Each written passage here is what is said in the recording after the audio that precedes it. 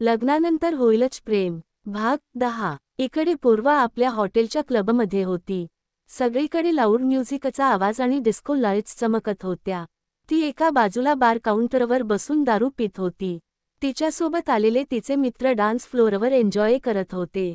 तिने एक नजर त्यांच्याकडे पाहिली आणि परत ड्रिंक करत राहिली। ती एकटीच वाटत होती। ड्रिंक करताना तिच्या डोक्यात जुन्या आठवणी येत होत्या, जेव्हा अद्वैत तिच्यासोबत होता। तिला आठवलं की बाहेर जाताना अद्वैत तिची किती काळजी घ्यायचा। तिच्या आवडीनिवडींचा नेहमी त्याने विचार केला होता। पण कधीतरी पूर्वाला हे सगळं ओव्हर वाटायला लागलं। अद्वैतची ही काळजी तिला त्याच्या पजेसिव्ह आणि टॉक्सिक स्वभावाचा भाग वाटू लागली होती, जे प्रत्यक्षात तसं नव्हतं आणि तिच्या याच विचारांमुळे ती अद्वैतपासून दूर गेली। पूर्वा हे सगळं आठवत दारू पीत राहिली। तिने एक खोल श्वास घेतला आणि तिथून उठून आपल्या खोलीत निघून गेली। पुढच्या सकाळी स्वराची झोप उघडली आणि डोळे उघडताच तिच्या झोपेचं पार गायब झालं। कारण होतं ती अद्वैतच्या खूपच जवळ होती। अद्वैतने तिला आपल्या बाहुपाशात अडकवलं होतं। तिने पटकन आपले डोळे झपकावत अद्वैतकडे पाहिलं। तो खूप शांतपणे तिला पकडून झोपलेला होता। तिने हळूच आपला हात पुढे केला आणि एका बोटाने अद्वैतच्या जॉ लाईनवरून फिरवलं। ती मोठ्या मनःपूर्वक त्याच्या चेहऱ्याचे फीचर्स न्याहाळत होती। कदाचित तिने त्याला आज पहिल्यांदा इतक्या बारकाईने पाहिलं होतं। तिची बोटं अद्वैतच्या चेहऱ्यावरून फिरत होती आणि तेवढ्यात अद्वैतने तिचा हात पकडला। स्वरा आश्चर्याने मोठे डोळे करत त्याच्याकडे पाहू लागली। तिला वाटलं होतं तो अजून झोपलेला आहे। अद्वैतने डोळे उघडून तिच्याकडे पाहिलं, तर तिने पटकन आपले डोळे बंद करून त्याच्या छातीत डोकं लपवलं। अद्वैत तिच्या या कृतीने हसू लागला। त्याला माहीत नव्हतं की सकाळ सकाळी इतकं गोड दृश्य बघायला मिळेल। त्याने स्वराकडे पाहून विचारलं, काय करत होतीस तू? माहीत नाही का, झोपलेल्यांना त्रास देऊ नये।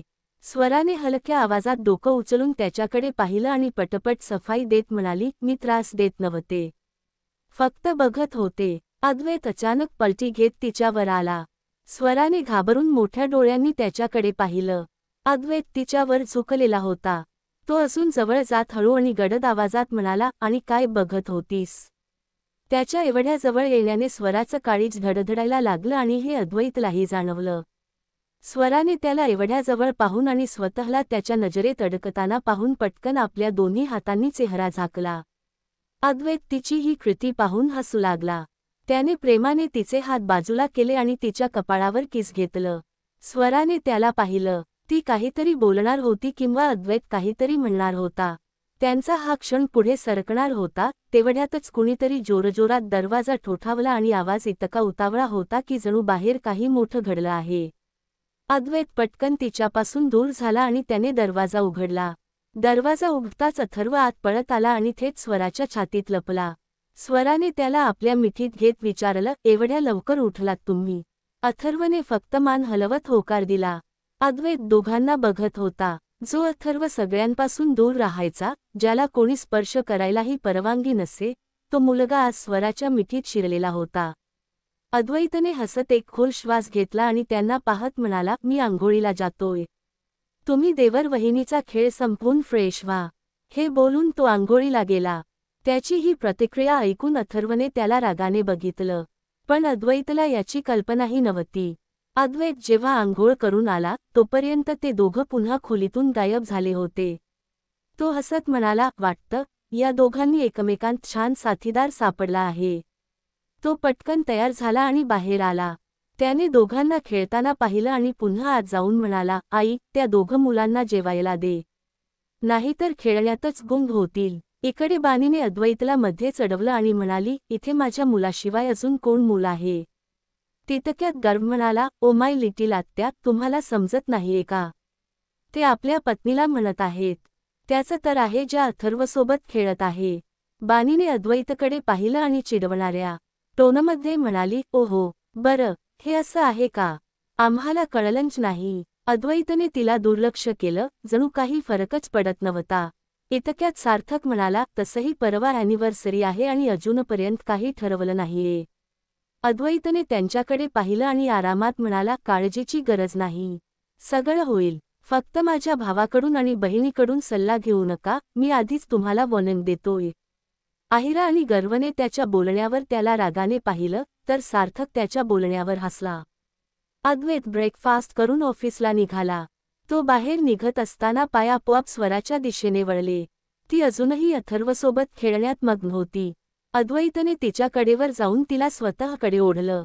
त्याच्या या अचानक कृतीने स्वरा थेट त्याच्या छातीत धडकली. अद्वैतने तिच्या कंबरेला धरलं आणि स्मितहास्य करत म्हणाला, मी ऑफिसला चाललो आहे. स्वतःची काळजी घे, वेळेत जेवण कर आणि जर तुमचं खेळून झालं असेल तर अथर्वला घेऊन दोघंही अंघोळ करून घ्या. स्वराने त्याचं बोलणं ऐकून चेहरा वाकवला आणि म्हणाली, तुम्हाला आमच्या खेळण्याचा काय प्रॉब्लेम आहे? अथर्वसुद्धा अद्वैतकडे रागाने पाहत होता, कारण तो स्वराला बाहुपाशात घेऊन उभा होता. अद्वैतने हसून स्वराच्या कपाळावर किस घेतलं आणि म्हणाला, मला काहीच प्रॉब्लेम नाहीये. फक्त वेळेत जेवण करा, बाकी सगळं चालेल. हे बोलून अद्वैतने स्वराला सोडलं आणि बाहेर निघून गेला. स्वरा त्याला जाताना पाहत राहिली. इतक्यात अथर्वने तिच्या ड्रेसचा कोपरा ओढला. स्वराचं लक्ष त्याच्याकडे गेलं, तर ती हसून म्हणाली, काय झालं? चल खेळूया, अथर्वने प्रेमाने सांगितलं. स्वराने लगेच त्याचं ऐकलं आणि दोघे पुन्हा खेळण्यात रमले.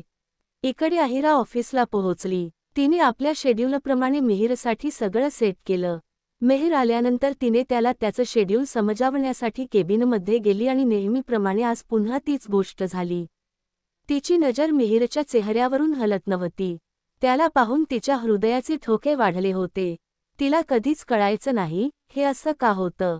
पण एक गोष्ट नक्की होती, जर कोणी तिला म्हणालं की फक्त बसून मिहिरला पाहायचं आहे, तर ती आनंदाने ते करेल. मेहर अत्यंत शांत स्वभावाचा होता. कामाशिवाय तो कोणाशी बोलत नव्हता आणि त्याची नजर त्याच्या कामाव्यतिरिक्त दुसऱ्या गोष्टींवर जात नव्हती. आहिराला पुन्हा स्वतःकडे पाहताना पाहून यावेळी मेहर चिडला.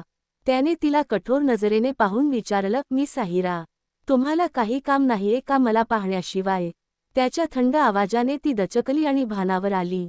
घाबरतच ती म्हणाली, सॉरी, खूप खूप सॉरी सर. मिहिरने तिला थंड नजर टाकत पाहिलं आणि आहिराने मान खाली घालून तिथून निघून गेली. बाहेर येताना तिने स्वतःच्या कपाळावर चपट मारली आणि म्हणाली, मला काय होतंय?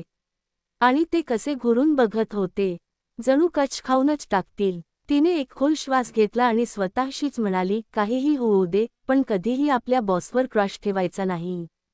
तुला तर त्याला नीट पाहायलाही मिळत नाही, मग असा क्रश ठेवण्याचा फायदा काय?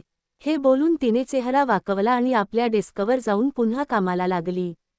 तिच्या वाकड्या तोंडाकडे पाहून तिच्या शेजारी बसलेल्या खुशीने विचारलं, काय झालं तुला? असा चेहरा का केला आहेस? बॉस ओरडले का तुला? आहिराने तिच्याकडे पाहून उत्तर दिलं, यार, बॉसवर कधीही क्रश ठेवायचा नाही. त्याला नीट पाहायलाही परवानगी नाही. खुशी तिच्या बोलण्यावर आणि चेहऱ्यावर पाहून हसत म्हणाली, यार, त्या माणसावर कुठल्याही गोष्टीचा काही परिणामच होत नाही. तो बर्फासारखा आहे, ज्याला कोणीही वितळवू शकत नाही. हे बोलून तिने तिला कोपर मारून समोर पाहायला सांगितलं. आहिराने त्या दिशेने पाहिलं, जिथे एक मुलगी मिहिरच्या केबिनकडे जात होती. तिने ती लेंथ ड्रेस घातला होता, जो बॉडी फिटेड आणि खूपच रिव्हिलिंग होता. खुशीने त्या मुलीकडे पाहून आहिराला सांगितलं, ती आपल्या ॲडव्हर्टायझिंग डिपार्टमेंटची हेड आहे. तिचं नाव मलिष्का आहे आणि ती इथे दर दुसऱ्या दिवशी चक्कर मारते. तुला माहीत आहे का? का? आहिराने तिला पाहून निरागसपणे नाही म्हणत मान हलवली. तर खुशी म्हणाली, तिला मेहर सर आवडतात, म्हणून आपल्या अदांचे जादू त्यांच्यावर चालवण्यासाठी ती इथे रोज येते. पण ते साधूच आहेत, त्यांच्यावर काहीच परिणाम होत नाही. तिचं बोलणं ऐकून आहिरा मिहिरच्या केबिनकडे पाहायला लागली.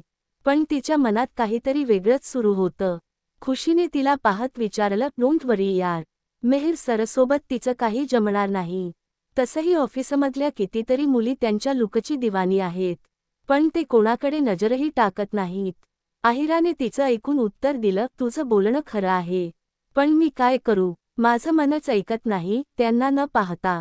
खुशीने तिच्याकडे पाहून हसत म्हटलं, मग पहा की आरामात. कोणी मना केलं? तसंही तू त्यांची पर्सनल असिस्टंट आहेस, त्यामुळे त्यांच्या जवळपास राहणं तुझं काम आहेच. अशा परिस्थितीत तू मनसोक्त त्यांना पाहू शकतेस. काय खाक मनसोक्त पाहते? त्यांना पाहण्याच्या नादात मी माझं कामही विसरते. त्यांचा आवाज सुद्धा माझ्या कानापर्यंत फार कठीण जातो. अशा वेळी मी त्यांना काय पाहणार? आणि त्यात त्यांचा राग. आहिराने मनात स्वतःशीच म्हटलं. मग एक खोल श्वास घेत म्हणाली, सोड यार. काम करूया. तसंही ते आता त्यांच्या त्या मलिष्कासोबत बिझी असतील.